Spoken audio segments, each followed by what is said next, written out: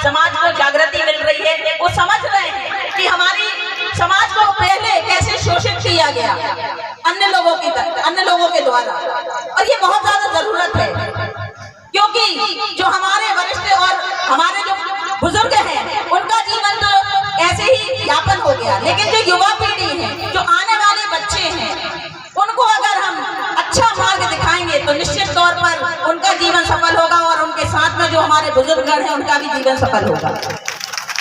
जैसा कि बाबा साहब भीमराव अम्बेडकर जी ने संविधान रचेता हैं, वो एससी समाज से आते थे, उन्होंने संविधान रचा है जो कि विश्व का सबसे बड़ा संविधान है, और उस संविधान में उन्होंने जो ST/SC के लिए आरक्षण दिया है वो उन्हीं की देन है, क्योंकि जब उन्होंने अपना बचपन देखा किस तरीके से उन्होंने जूझकर वो शिक्षा प्राप्त की, छुआछूत की जो बीमारी थी हमारे समाज में वो उन्होंने झेला है, देखा है, तो उन्होंने जब अच्छी पढ़ाई लिखाई की, पढ़ लिख कर जब आगे बढ़े हुए तो उनको लगा कि समाज में कहीं ना कहीं बहुत पीछे है, क्योंकि उनका समाज में यही साफ सफाई, नाली और गंदगी का काम उठाने का काम करता था। ऐसे में कैसे काम बनता कि आगे बढ़ पाते हो। ऐसे ही हमारी समाज जो जंगल में रहती थी, कभी शहरों में नहीं आई, कभी स्कूल नहीं देखा, तो उन्होंने देखा कि ST और SC वर्ग को मात्र उपयोग किया जाता है। अगर इसी तरीके चलता रहा तो ये समाज यही काम करती रहेगी, आगे नहीं बढ़ पाएगी। जब उन्होंने संविधान रचा तब उन्होंने इस समाज के लिए जो SC और ST के लिए संविधान में आरक्षण की बात रखी, और आज जो हमें आरक्षण मिल रहा है वो बाबा साहब की देन है, जिनको मैं शत नमन करती हूँ और उन्हें भी अपनी श्रद्धांजलि देती हूँ कि उन्होंने इस बात के लिए रखकर संविधान में एक जगह दी।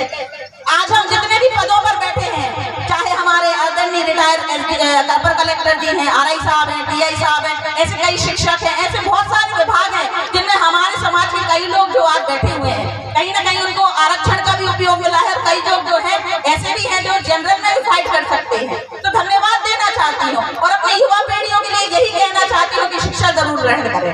आपको जब आमंत्रण पत्र मिला था तो उस आमंत्रण पत्र में आपको लिखा गया था ऊपर में कि संगठित रहिए, शिक्षित बनिए और संघर्ष कीजिए। अगर ये देन जो है, ये 3 शब्द जो है, ये बाबा साहब की देन थी। अगर आप इन 3 बिंदुओं पे काम करेंगे तो निश्चित तौर पर आपको समाज की तरक्की से, परिवार की तरक्की से कोई नहीं रोक सकता। निश्चित तौर पर अगर आप संगठित रहेंगे, अकेला अगर एक व्यक्ति कोई बात रखता है तो वो बात नहीं मानी जाती है, लेकिन अगर इकट्ठे होकर अगर वो बात रखी जाएगी, संगठित होकर वो बात रखी जाएगी, तो निश्चित तौर पर आपकी आवाज हर एक अधिकारी, कर्मचारी, हर एक राजनीतिक व्यक्ति सुनेगा।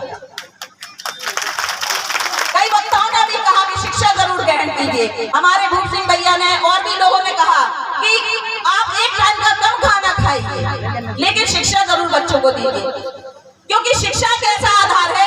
जैसे हमारे नौजवान पूरन सिंह बरसते जी बैठे हैं, अभी उपाध्यक्ष बने हैं, अभी आपको योगेंद्र की बात की, बहुत अच्छा वक्ता है, वो भी बच्चा बहुत अच्छा बोलता है, संविधान की बातें करता है। तो अगर ये शिक्षित नहीं होंगे तो अपना हक अधिकार कैसे मान पाएंगे।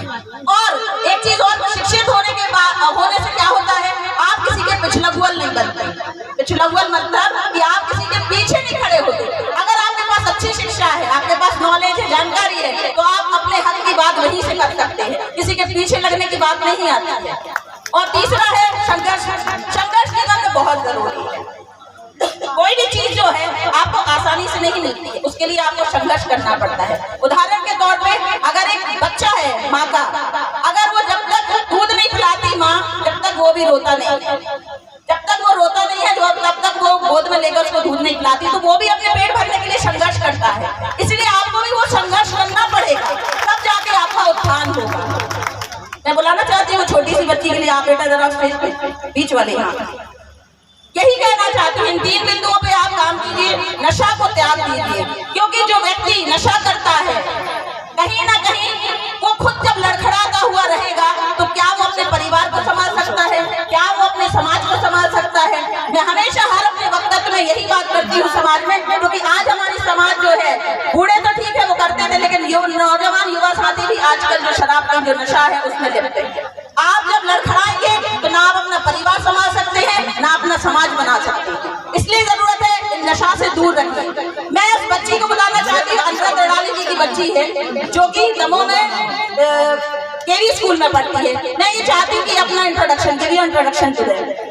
Good morning. My name is. Good evening. My name is Ashigon.